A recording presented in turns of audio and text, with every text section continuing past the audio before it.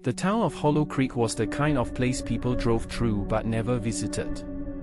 A single main road cut through pine forests, and the fog never seemed to lift. Old houses leaned like tired men, their windows staring blankly at passers-by. Everyone knew everyone here, or at least pretended to. But when Sarah Whitmore disappeared, that fragile sense of familiarity cracked. She was 19, bright, and restless. On the night she vanished, she had been last seen near the abandoned train station. Some said she was waiting for a bus that never came. Others swore they heard her arguing with someone. By morning, all that remained was her red scarf, tangled on a fence. Detective Miles Robb was called in from the city. He didn't believe in curses, though Hollow Creek had plenty of them. He believed in evidence. His first stop was the train station itself. Rusted tracks cut into the earth, ending abruptly in weeds. The waiting room smelled of damp wood and rust. Graffiti marked the walls, initials, hearts, strange symbols. On the floor, Miles noticed faint chalk lines. Not police markings. Circles. Patterns. He crouched, running his hand over them. They looked deliberate, almost ritualistic. "Detective," a voice broke the silence. He turned to find a young man watching nervously. "I'm Daniel," the man said. "I knew Sarah. We were friends." "What are you doing here?" Miles asked. "Looking for her," Daniel replied. His eyes darted to the chalk marks. "Did you see these before?" Miles pressed. Daniel hesitated. Sarah was interested in old things. Legends. She talked about Hollow Creek's past. "What kind of past?" "Disappearances," Daniel whispered. Miles straightened. "Explain." Daniel swallowed. "Every 20 years, someone vanishes. Always near the station. Always leaving something behind." "You believe that?" "I didn't. Until Sarah." Miles studied him carefully. Either Daniel was telling the truth, or he was hiding something. That night, Miles returned to his motel room. He laid Sarah's case file on the desk. Newspaper clippings yellowed with age slipped from the folder. "Boy disappears, 1961. Local teacher vanishes, 1981. No leads in teen's disappearance, 2001. Always 20 years apart. Always near Hollow Creek." His phone buzzed. A text from an unknown number. "She isn't the first. She won't be the last. Stop digging." Miles tightened his jaw. Threats didn't scare him, they motivated him. The next morning, he interviewed Sarah's parents. Mr. Whitmore was stern, barely speaking. Mrs. Whitmore trembled, clutching Sarah's childhood photo.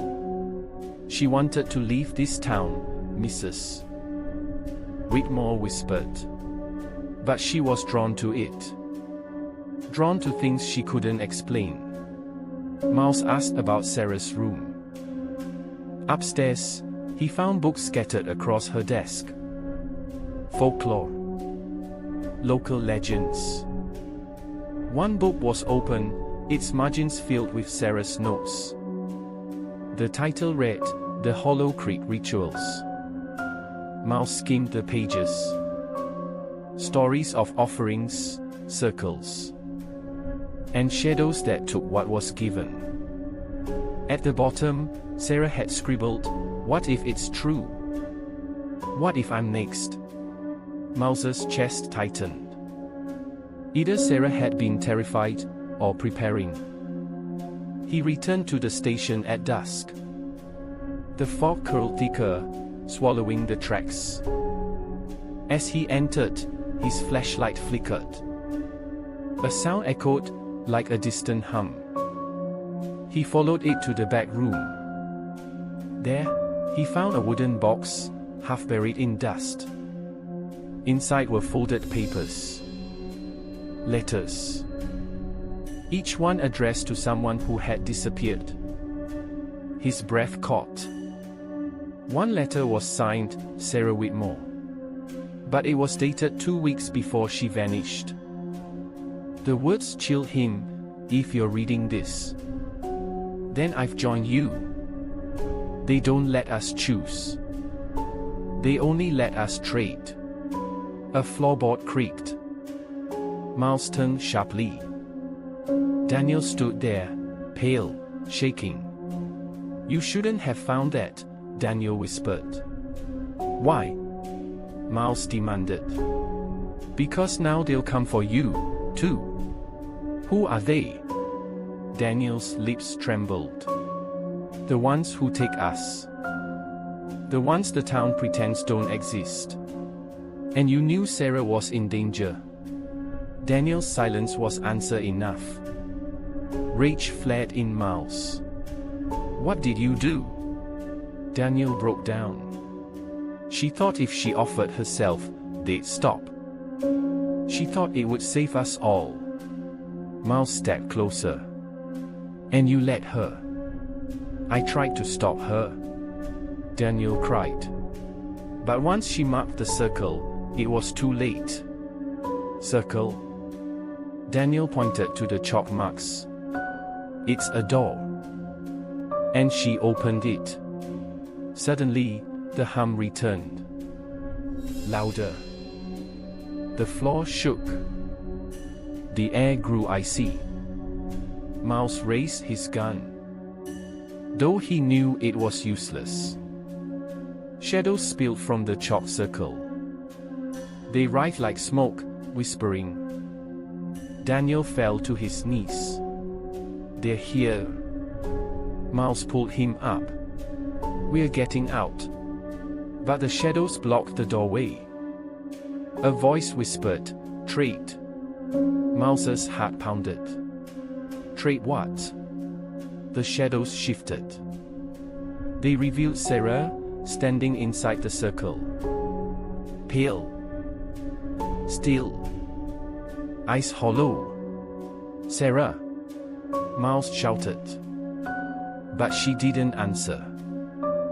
She simply lifted her hand, pointing at Daniel. Daniel's face went white. She wants me, he gasped. Miles gritted his teeth. Not happening. The shadows surged. The floorboards cracked. Daniel screamed as he was dragged toward the circle. Miles grabbed him, pulling back. The force was immense. Help me! Daniel begged. Miles fired his gun at the shadows. The noise was deafening. But the darkness swallowed the bullets. The whispers grew frantic. Trade, trade, Sarah's figure flickered. As if made of mist. Miles realized with horror, she wasn't alive. She was theirs already. And now they wanted another. Let him go! Miles roared. The shadows paused. Then they whispered, choose. The circle glowed faintly. Daniel clutched Miles's arm. Please. Miles's mind raced. If he gave Daniel, the cycle would continue. If he resisted, they might take both of them.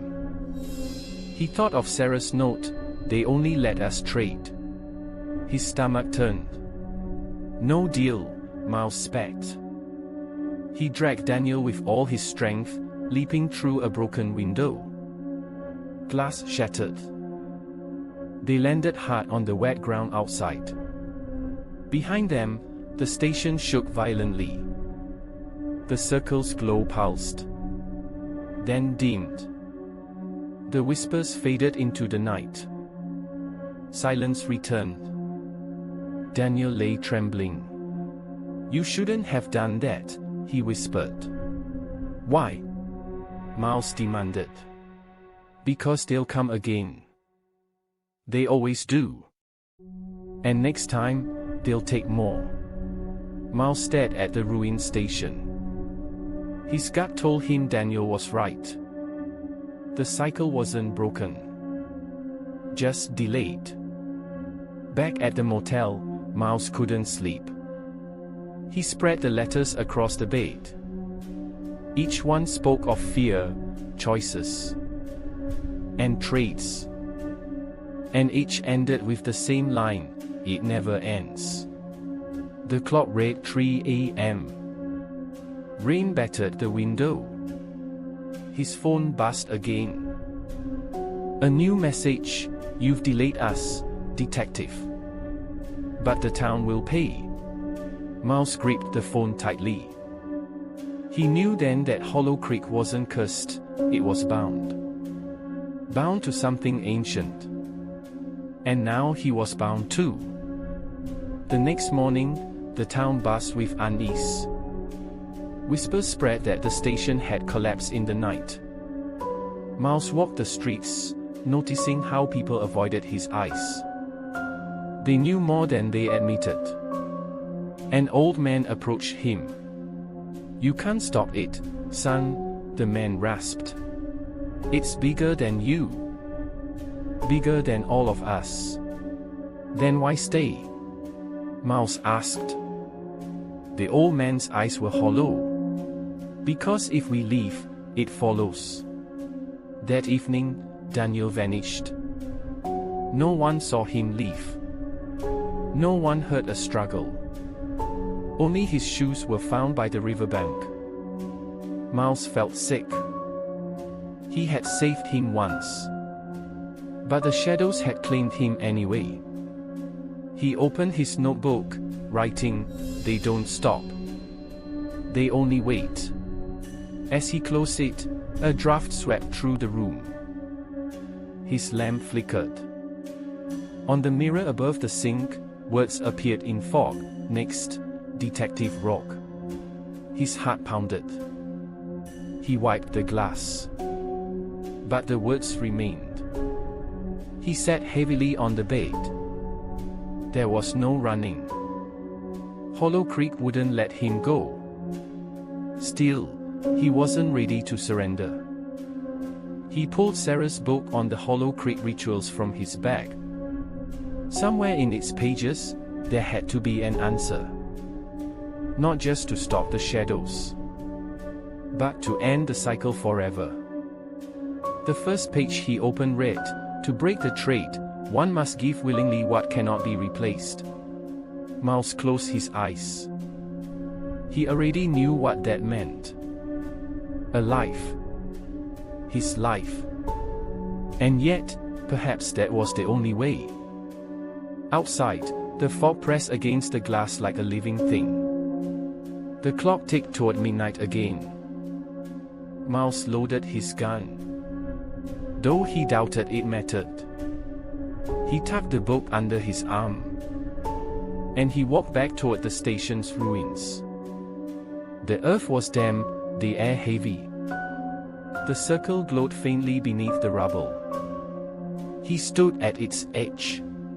"You want a trade?" he said aloud. His voice echoed. "Take me." End the cycle. The fog swirled. Shadows rose. Whispers filled the night, wheeling, the ground trembled. The circle pulsed. For the first time, it felt like the darkness hesitated. Miles's chest tightened. Was it working? Or was it about to consume him? He thought of Sarah. Of Daniel. Of all those before him. "No more trades," he whispered. "It ends with me." The shadows surged forward. Pain seared through him. Light burst across the ruins. The whispers screamed. And then, silence. When dawn came, the circle was gone. So was Miles Rock. Hollow Creek woke to an unfamiliar stillness. For the first time in living memory, the fog began to lift. But in the deepest corner of the forest, a whisper lingered, "It never ends."